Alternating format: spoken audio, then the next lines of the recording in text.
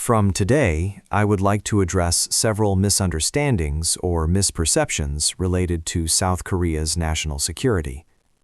Although it may be difficult to imagine, there have long been a considerable number of misunderstandings in South Korea's security discourse, particularly concerning the U.S.-South Korea alliance. Among them, the most recent, and one that most intellectuals and the general public tend to regard as neither a misunderstanding nor a misperception, is the issue of the strategic flexibility of U.S. forces in Korea, USFK. In South Korea's security debates, strategic flexibility of the USFK has commonly been understood to mean that the United States is demanding that the South Korean government allow Washington the freedom to deploy USFK to contingencies, such as a Taiwan crisis. Most South Koreans likely believe this to be true. In reality, however, it is a complete misunderstanding. First, there is no U.S. document or statement by senior U.S. officials indicating that the United States has demanded such strategic flexibility from the South Korean government.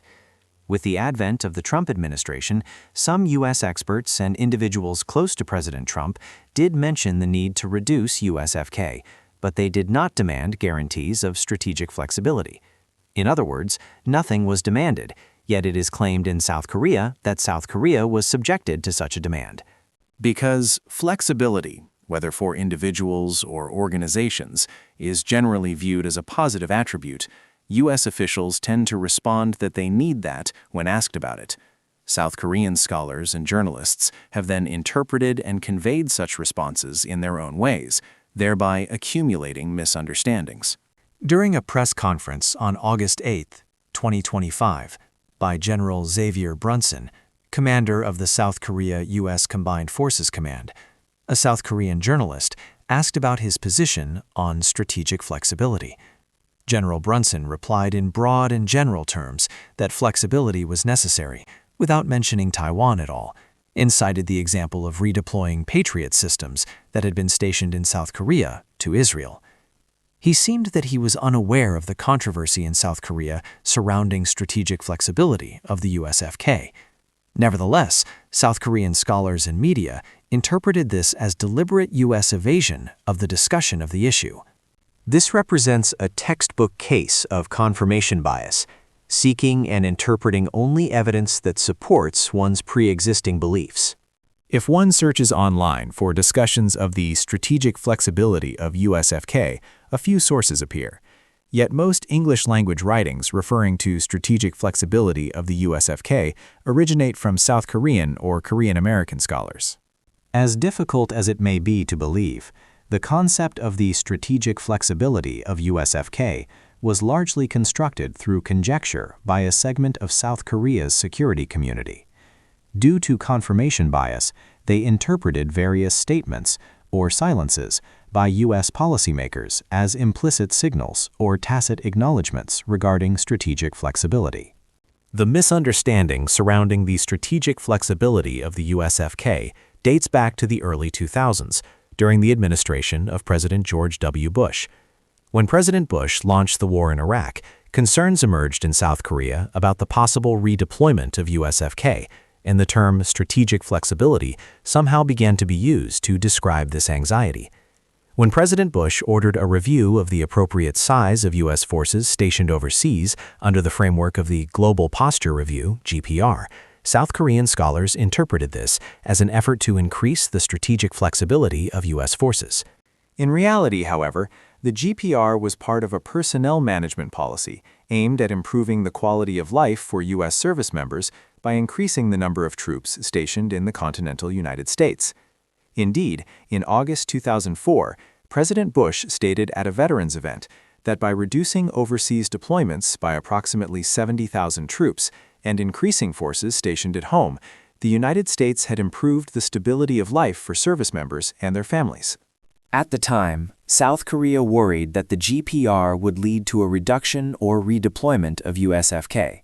Yet the officially stated force level of 28,500 troops remained unchanged, and approximately 4,000 USFK personnel who had been deployed to Iraq returned to the peninsula after the war. This misunderstanding nevertheless persisted. Whenever there appeared to be a shift in U.S. policy toward the Korean Peninsula, it was interpreted in South Korea as an attempt by Washington to strengthen the strategic flexibility of USFK, a perception that continues to this day. From a logical standpoint, it makes little sense for the United States to seek South Korea's permission regarding the strategic flexibility of USFK.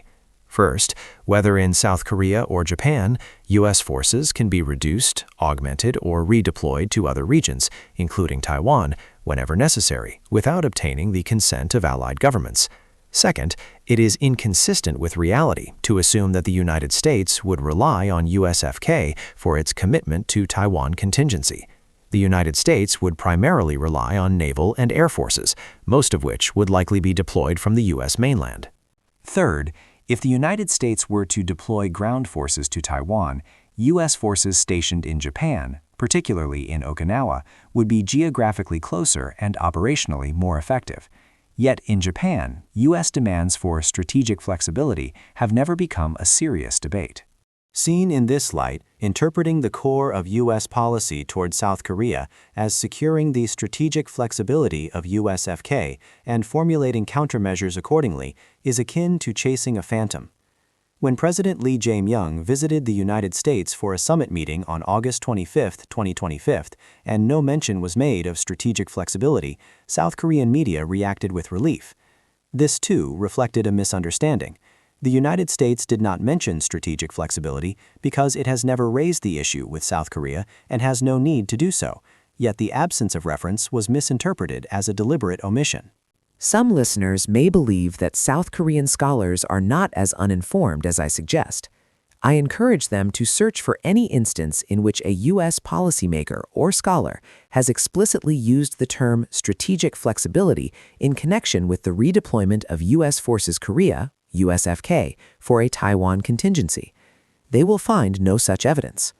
In recent years, neither the U.S. government nor American scholars have discussed strategic flexibility. Does their silence imply that strategic flexibility has already been secured? It may sound astonishing, but South Korea's analysis of U.S. policy has in fact been shaped by this phantom concept of strategic flexibility. We must remain vigilant against such misunderstandings and misperceptions in matters of national security. If you'd like to hear more related content, please click the subscribe button.